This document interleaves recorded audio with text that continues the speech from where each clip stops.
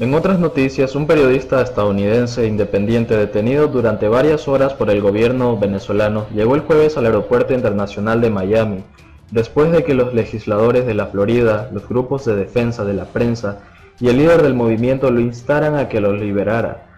Cody Whittle, de 28 años, de Virginia, dijo que las protestas públicas contra su arresto fueron críticas para su liberación y que cree que sus captores han sentido la presión. Quiero agradecerles a todos, dijo. Comenzaron a ponerse nerviosos y creo que es porque la gente se pronunciaba a sí misma. Whittle fue arrestado el miércoles por la mañana durante una operación en su departamento de Caracas por la Dirección General de Inteligencia Militar, DGCIM. El asistente de Whittle, el venezolano Carlos Camacho, también fue arrestado y los dos fueron confiscados según el Sindicato Nacional de Periodistas SNPT. Los periodistas fueron liberados el miércoles por la noche después de 12 horas de arresto.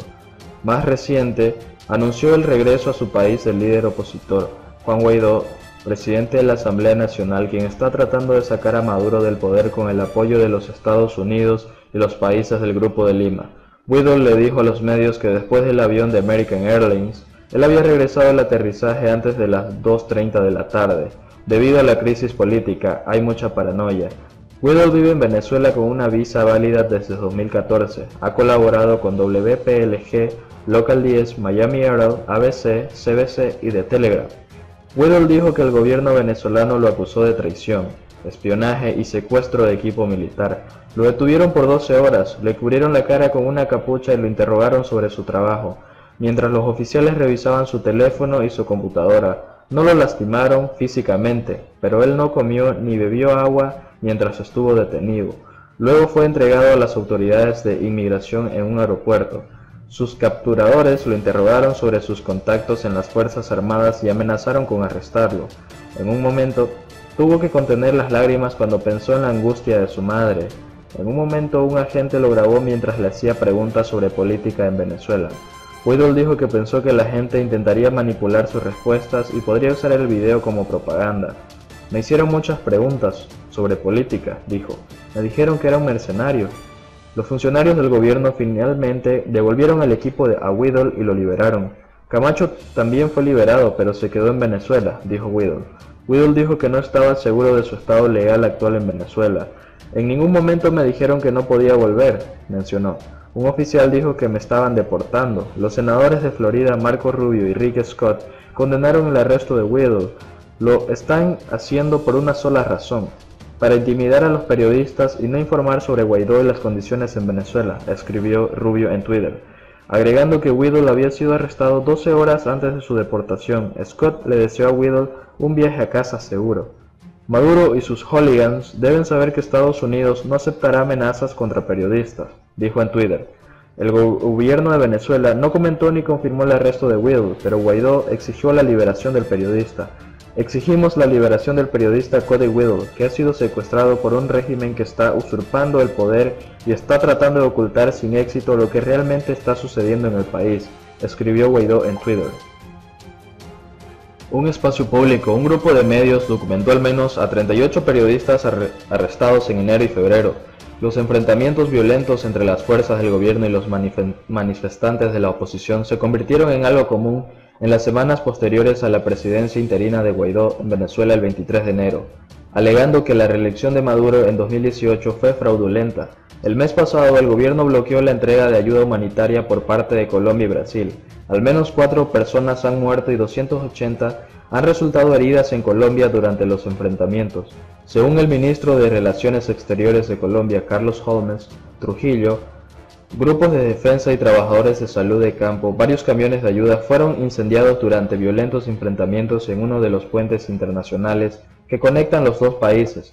Los manifestantes lanzaron piedras y cócteles de molotov, así como las fuerzas de mediana edad, cargadas con gas lacrimógeno y bolitas de plástico. El 25 de febrero, las fuerzas venezolanas arrestaron a Jorge Ramos, periodista de Univisión, luego de que Maduro dejara una entrevista. Más tarde fue liberado y deportado. Ramos llegó al día siguiente a Miami, pero la red anunció que el material y la entrevista grabada habían sido incautados. Whittle dejó el aeropuerto solo con la ropa que llevaba puesta y 2 maletas con su equipo de trabajo. Dijo que tenía la intención de ir con su madre y coordinar con amigos para recuperar el resto de la propiedad que le quedaba, pero él tiene la intención de volver en poco tiempo. Quiero estar allí, dijo. Quiero seguir haciendo mi trabajo. Por otro lado, el representante especial de Venezuela para el presidente estadounidense Donald Trump prometió el jueves que Washington ampliará la red de sanciones contra el país sudamericano, incluidos los bancos que apoyan al gobierno de Nicolás Maduro. Habrá más sanciones para las instituciones financieras que ejecutan órdenes del régimen de Maduro, dijo Elliot Abrams en una audiencia de un subcomité del Senado de Estados Unidos. Los Estados Unidos y una docena de países han reconocido al líder opositor Juan Guaidó, presidente de Venezuela, y han aumentado la presión para que Maduro renuncie. Washington canceló esta semana las visas emitidas a las principales autoridades venezolanas y dijo el miércoles que identificó los esfuerzos de Maduro para trabajar con bancos extranjeros para transferir y ocultar el dinero. Algunos legisladores le han preguntado a Abrams quién fue designado para su cargo actual en enero, si se le otorgaría el estatuto de protección temporal a más de 70.000 venezolanos en los Estados Unidos. Más de 3 millones de personas han huido de Venezuela en los últimos años, en medio de una crisis económica caracterizada por la hiperinflación y la escasez generalizada de alimentos y medicamentos. El senador republicano Marco Rubio, presidente del subcomité del hemisferio occidental que realizó la audiencia, advirtió que el éxodo de millones de venezolanos podría amenazar la estabilidad regional. Podría ser un desastre de proporciones épicas, dijo Rubio, quien trabajó estrechamente con Trump en la política del gobierno de Venezuela. El senador demócrata Bob Menéndez, quien redactó el proyecto de la ley para pedir que se otorgue el GST, dijo: "La diáspora venezolana es fantástica, es increíble y hay más razones para darle el GST". Abrams dijo que estaba evaluando el GST y que discutiría el asunto con el secretario de Estados Unidos, Mike Pompeo. Abrams agregó que unos 74.000 venezolanos habían buscado asilo en el país. Más tarde, 24 senadores, incluidos Menéndez y Rubios, pero ningún otro republicano, enviaron una carta pidiéndole al presidente que otorgue a los venezolanos la protección del GST. Abrams confirmó a los medios que tuvo al menos 2 rondas de conversaciones secretas con el ministro de Relaciones Exteriores de Maduro, Jorge Raza. Además, el diplomático dijo que se reunió con el embajador ruso en Washington, Anatoly Antonov, pero aún no con los funcionarios chinos, que también aprueban a Maduro. Abrams dijo que el Banco Mundial y el Fondo Monetario Internacional tienen planes que involucran miles de millones de dólares en fondos para reconstruir a Venezuela después de que Maduro no esté en el cargo. Por otro lado, el parlamento de la oposición venezolana, José Manuel Olivares, dijo que en los próximos días veremos cómo será la ayuda humanitaria en Venezuela. Dijo el jueves el parlamento de la oposición venezolana, José Manuel Olivares, no repetiría el error de anticipar los detalles de la operación, como fue el caso del 23 de febrero, cuando el intento de entrada terminó en disturbios. No cometeremos el mismo error al revelar lo que vamos a hacer, dijo Olivares, en una conferencia de prensa en el Centro de Recolección de Ayuda Humanitaria en el lado colombiano del puente de Tienditas, que une a Cúcuta con la ciudad venezolana de Ureña.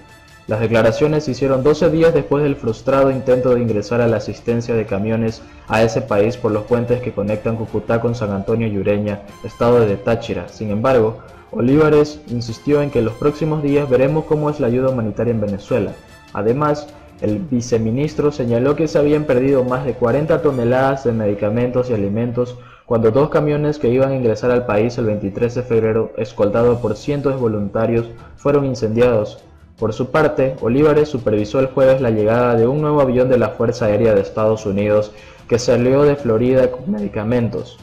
Bonnie Glick, coordinadora de la Agencia de los Estados Unidos para el Desarrollo Internacional USAID, llegó sobre la ayuda brindada explicando que guantes de látex, batas de cirujano, máscaras y solo productos de limpieza para desinfectar hospitales y clínicas tan pronto como ingresemos a Venezuela, dijo. Más de 600 toneladas de ayuda humanitaria, incluidos alimentos y suministros médicos, se almacenan en Cúcuta mientras esperan ser transportados a Venezuela cuando el presidente interino de ese país, Juan Guaidó, dé la orden. En este sentido, el presidente colombiano Iván Duque reafirmó el sábado el apoyo de su país a la comunidad internacional para almacenar productos alimenticios y medicamentos para aliviar la crisis en Venezuela.